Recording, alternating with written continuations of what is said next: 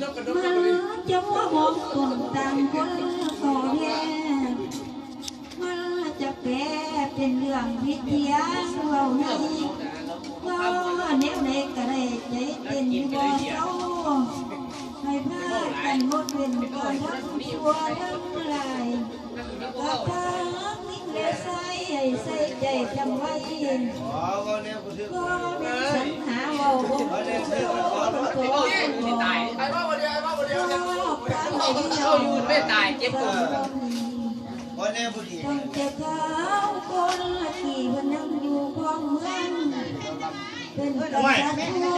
ทั่วเป็นทางผ่านเงินในเมืองไหนออกจากเมืองเพื่อสะดวกนี่แม่ทำเรือสุกูสมาธิเวลาเก็บเงินในแก่เสียเสียฟ้าฟ้าบ้านจากจากสร้างทุกคนได้เอาต้นเก่าที่เศษพวกมาจันก็ไม่ว่ามีพานมาดำแก้วจะกินเบียร์หลายเจ้าค่ะ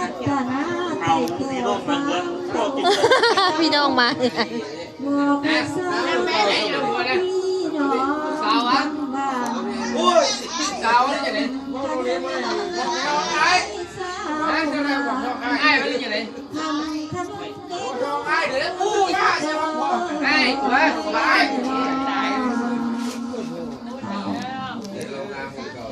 ไปเห็นมีคนอื่นก่อนทำหน้าคนจริงเลย